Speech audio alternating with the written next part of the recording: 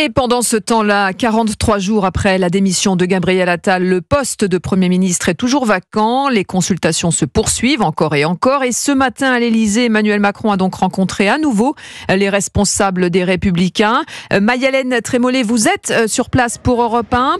Laurent Wauquiez, Bruno Retailleau et Annie Genevard sont arrivés en fin de matinée à l'Élysée pour défendre, selon les propres mots de Laurent Wauquiez, une position indépendante, équilibrée et constructive.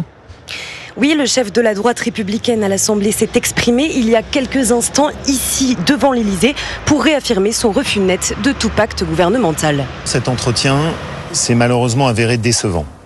Pas de vision de ce que serait un programme gouvernemental pour les mois à venir. Nous avons dit au président de la République qu'il fallait maintenant qu'il assume ses responsabilités et qu'il nomme enfin un Premier ministre pour sortir de la crise qu'il a lui-même provoquée avec la dissolution.